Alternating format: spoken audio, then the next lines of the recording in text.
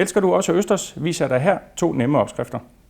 Det jeg godt kunne tænke mig at gøre, fordi det her er helt traditionel måde at spise den på, bare ned nu, det er at lige marinere den en lille bitte smule. Og jeg tager en lille bitte smule æbleeddike, ikke mere end man sådan føler det er fornuftigt, at man kan tåle at spise det. Æbleeddike og lidt frisk estragon, vi har plukket lidt her.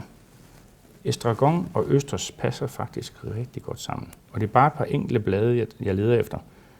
Lige et par stykker her. Agurken, jeg skal bare bruge en lille bitte smule af den. Jeg flækker den, og så tager jeg marven ud af agurken med en ske. Agurken over på østersen, sammen med en lille smule æbleeddike og de små blade af estragon i en mundfuld. Smager umanerligt dejligt. Mange mennesker er måske lidt forbeholdne over for den rå østers, og jeg vil her vise en opskrift, der er gratineret, hvor den er varm. Jeg gør altid det, at jeg lige i lidt salt sætter østersen for at holde niveauet, så den er plan. Jeg vil lave en persillesmør, som kan forberedes flere dage i forvejen, så den er klar til umiddelbart at komme på, lige inden man gratinerer østersen. Og den består af en lille smule rasp. Det er sådan til at få den til at hænge fast på. Vi tager en lille smule rasp. Den består af lidt blødt smør.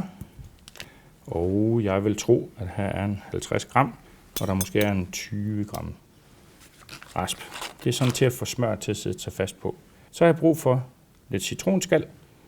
Og jeg gør bare det med en kniv, at jeg lige fjerner bare det gule. Bare det gule. Det er det, der smager allerbedst. Der sidder så mange dejlige æteriske olier i. Jeg gør bare det, at jeg hakker dem lige så fint jeg kan. Og det jeg går efter, det er cirka en lille teskefuld hakket citronskal. Kommer jeg også ned i smøret her. Og så skal vi have lidt hakket persille.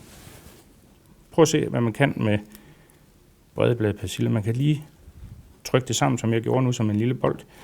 Og så kan man faktisk lave sådan en helt fin snittet persille ud af det.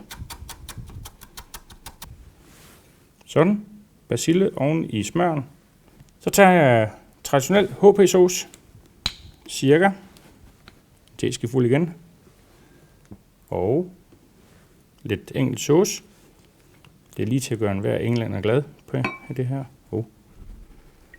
Det er egentlig bare meningen, at man mixer det her sammen. Er man til lidt hvidløg, kunne det også være fint, men jeg synes bare, at det tager lidt af smagen for den skønne østers. Vi skal jo lave en ting, som kan støtte den, og ikke overdøve smagen.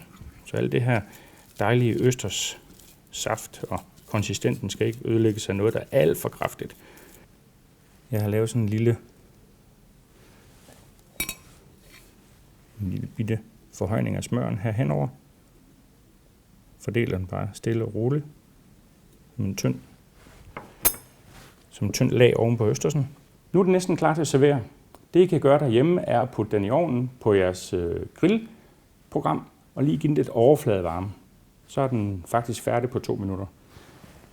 Nu står vi jo her. Har jeg taget en brænder med, som man traditionelt kender fra en crème brûlée brænder. Og jeg sætter lidt flamme på og gør den færdig her på stedet. Jeg lader bare flammen varme østersen lige så stille og roligt, og får ligesom smøren til at trække ind i østersen og blive sprød på toppen, og så er den klar til at spise om få øjeblikke. Her var så 2 nye, nemme måder at tilberede østers på, ud over den traditionelle, og nu er der faktisk bare tilbage at sige, at man drikker altid bobler til østers. Godt nytår.